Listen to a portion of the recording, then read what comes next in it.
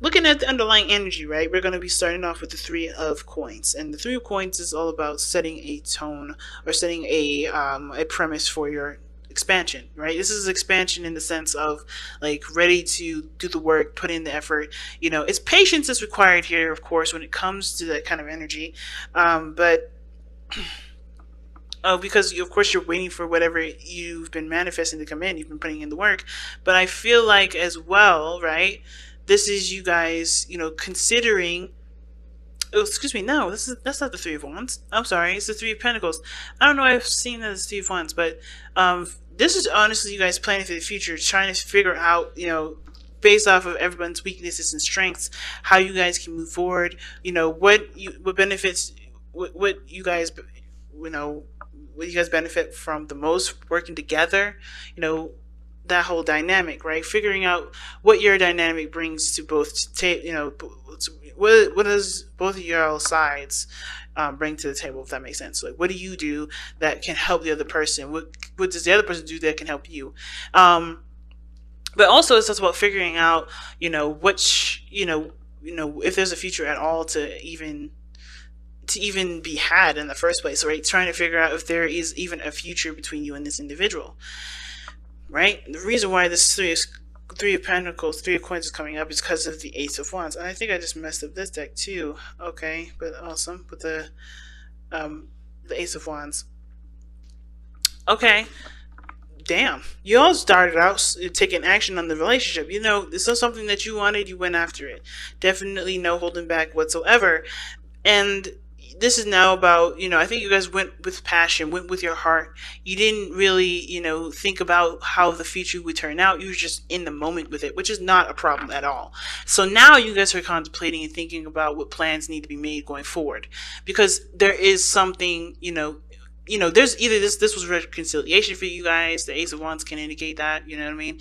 But I feel like there is something like there's something real about this relationship that obviously you want to take to the next level. You just don't know what, you just don't know how, you just don't know what dynamics exactly is, of the relationship is really going to help you move forward. But you're planning that, you're planning forward, you're getting ready for expansion and moving forward, right?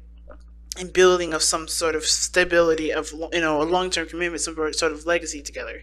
Now, with this could be the one showing up though. This is somebody that is definitely, again, like you've already met them. I think this person is definitely an ex, but this doesn't have to be. This could be someone that you met brand new that just hit a note in your soul that's singing to the sky right now. That y'all are in love.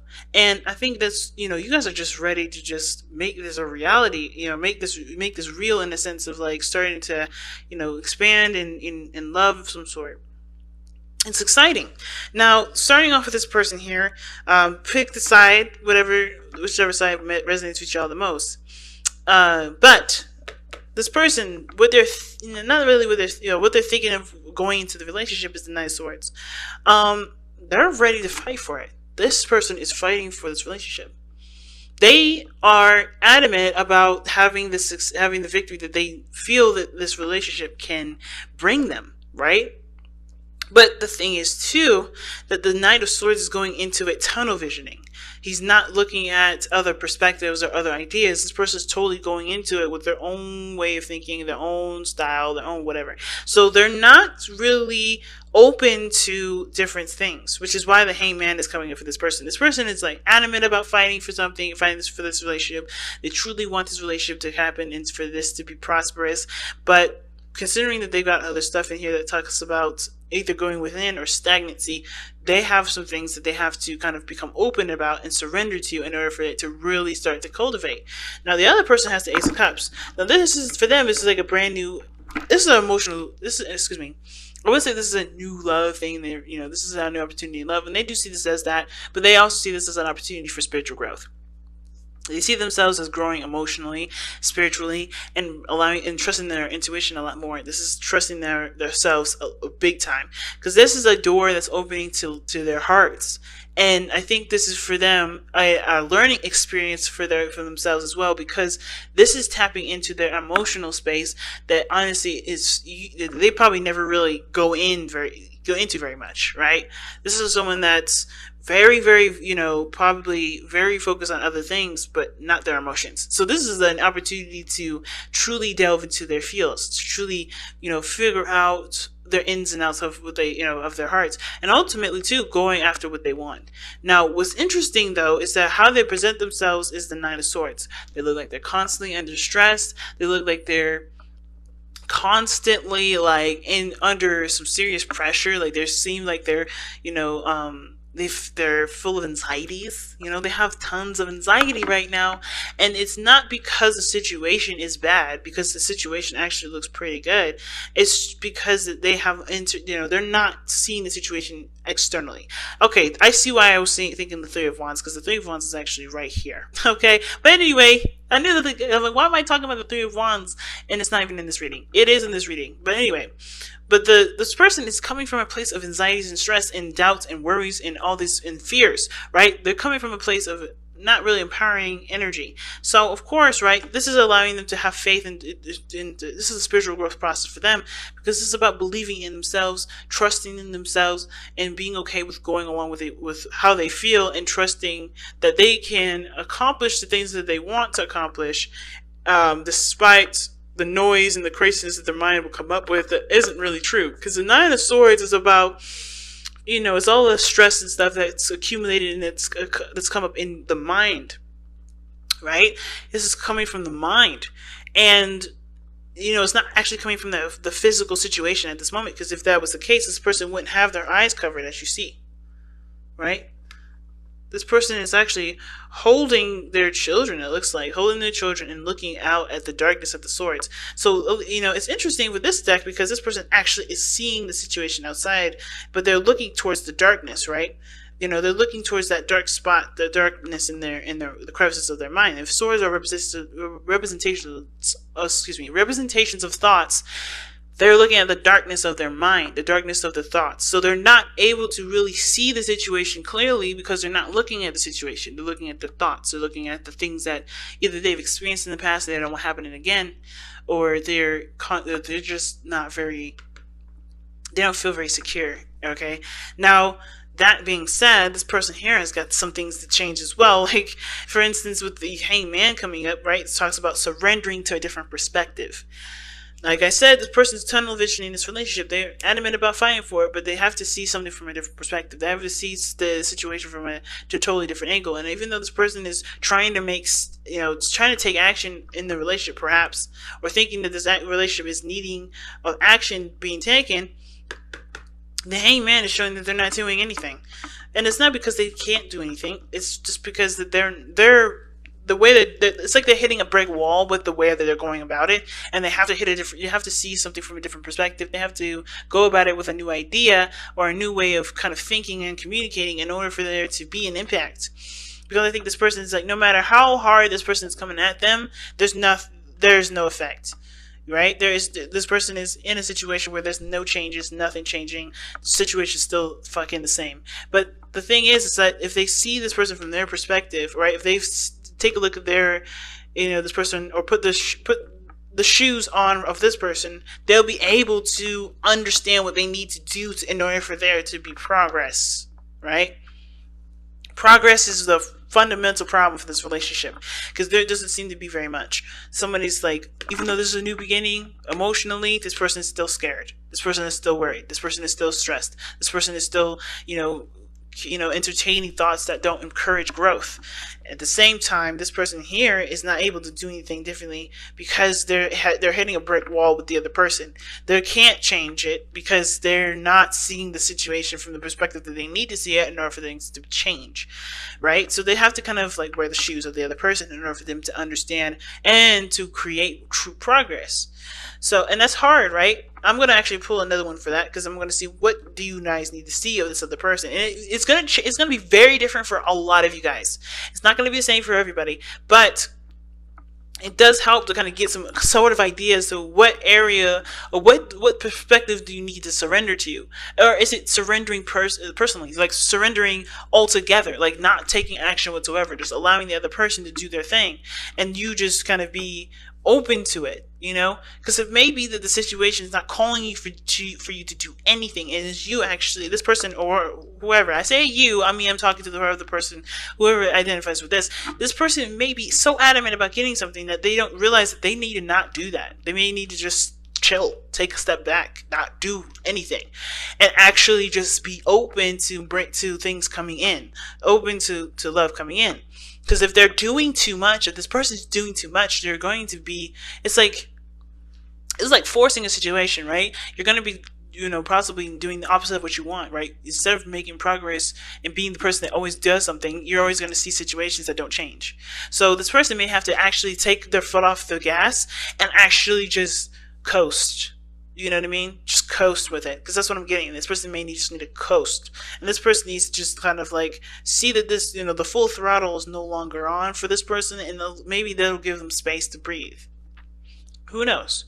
But this person, the reason why they have the Hangman and the Knight of Swords in their mind space, right, is because of the Hermit. Obviously, this is someone that's definitely gone within, figured, you know, they know their power, they know their strengths, they've healed, they've done the things that they need to do to be able to go out there and fight for what they want, because they've taken the time out to figure out exactly what they needed within themselves and what they needed to know about themselves to be able to, you know, start even considering a future. But at the same time, I feel like this is someone that still kind of considers themselves on a solo mission and thinks that they need to do everything by themselves, which is why the Hangman is coming up here, because there's nothing that can happen if you're constantly in the state of, I'm going to do this by myself. I can make sure this happens. I can make it work. Independence is great, but when you start thinking that you can do things on your own in a dynamic of a relationship and you expect, you know, goodness and balance in the relationship, you're not going to see the results very happy. You know, you're not going to see good results from that. You're not going to see the results that you want, because if you're doing all the work, you're always going to see yourself. You're never going to see the other person, because you're not considering the other person or giving the space needed for the other person to do what they need to do. Now, the other person, the reason why they're showing the Nine of Swords and they're present, like, why they're looking like they're stressed all the time and under a serious amount of stress and anxiety, and the reason why they're thinking of the Ace of Cups, you know, being emotionally open, having, you know, taking this opportunity to grow emotionally and spiritually, is the Three of Wands. Is that they see that there is expansion, there's potential for greatness in the relationship, but of course there's work that's going to be needed. And I think that this is the doubts of their capability of doing it, right? This is their doubts of their capability of making this future happen. And so it's not about whether or not the other person works with them or not. It's about if they can do the work that they need to do. If they can, you know, do what they need to do to accomplish that. And at the same time, this person may have done work before, and they may have, you know, they may have been, you know, doing some things in regards to the relationship to improve it, and they have yet to see the results of it. And I think here's the thing, right? I think it's going to take time, of course, understanding that there's going to need to be time dedicated to growing a healthy relationship, because nothing happens overnight. And I think this person's anxious because it hasn't happened yet. Something that they've been, you know, improving, right, is not quite yet ready to come in yet, because they're not in a position of accepting that. So they're not open to it either. Even though they know this is a brand new beginning, their hearts have to be open, they're not open to it because they're stressed about what could go wrong.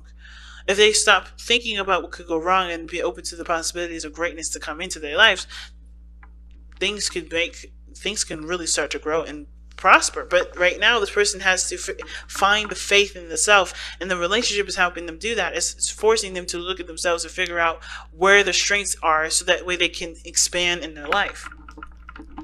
Because the King of Pentacles, it's interesting, what brought you two together is the King of Pentacles. Independence and stability that you guys show yourselves, right? It's very interesting. I'm actually going to pull an extra card for that, because I don't quite know why the King of Pentacles is coming up for, you know, what brought you two together. It could have been that a Taurus brought you two together. It could have been that, you know, financially you guys were, you know, set. But the King of Pentacles knows his worth, knows his value, ready to commit. The King of Pentacles. Why is the King of Pentacles coming up as the reason as to why Sagittarius and their soulmate is together? The King of Wands. Wow, damn. Excuse me, guys, my throat's going crazy. But the King of Wands is the reason as to why the King of Coins or the King of Pentacles is what brought you two together. So passion and honestly commitment. Like you guys felt stable and safe in this relationship. You felt like you guys were grounded enough to be yourselves. What brought you two together was you guys, okay? Like your energy, your fire, your energy of getting that person, getting the person that you wanted. That's on you. Like the reason why you guys are together is because this was what you wanted. You knew your value, you knew your worth, and you went and got it. Or somebody of fire energy definitely was, adamant about having the relationship, right? Because the King of Wands only does what he wants to do, and he can be extremely ruthless. And the King of Pentacles is very practical, very solid, very stable, and they're of grounding energy. And I kind of feel like both of you guys are, well, one of you guys is the King of Wands, and one of you guys is the King of Pentacles. So you guys both, in your own ways, brought each other together. Like somebody was definitely passionate, was on a passionate kick, and somebody was like choosing, I don't want to say choosing a safe option, but they felt that they can build a relationship with you. They felt that, one of you guys is the King of Pentacles in this situation, pretty much what I'm saying. The King of Pentacles was the person that sought the relationship out, felt like they can definitely dedicate their time and energy to building something of stability, something of long-term and committed energy here. And the other person was purely on passion and excitement and the feeling of being in the moment with this individual, right? It wasn't long-term, figuring things out. Which is why the other person may be not really in a very practical space, right? Somebody's looking at the long-term, well, the other person wasn't. Okay, and I think the person too, in some weird way, the King of Pentacles either was a person that that was open to providing stability for somebody that had this creative energy that they needed, that honestly needed that space. And then at the same time, with the King of Pentacles, they may have been seeking out stability, and the other person was seeking out passion, right? So it's interesting, but you have two masters here, two masters of practical thinking, of stability, comfort, routine, patterns. Like someone is very structured in the way they are, and the King of Wands is this flamboyance, unique themselves, not really thinking about the future too much, just being in the moment. But the challenges you both face is the Eight of Coins, which is progress, hard work towards a stable, an outcome. And there's no progress being made. And it's mostly because I think there's a dynamic in the relationship that's showing that's needing a bit more, belief in love and care. Okay. Wow. Very interesting reading, family. But, wow. I don't know. I don't know what else to say, to be honest. I think I've said everything. But you guys have true love. This love is a once-in-a-lifetime love. Wow. Yeah, so, I feel like I've said everything I needed to say about this reading. I'm trying to think about, what else these cards could be telling you guys. And I feel like the biggest thing that I guess to take from this reading is that, being open and surrendering to the situation, surrendering to to what's actually happening, what's actually real, what's going on. That's the best way to move forward.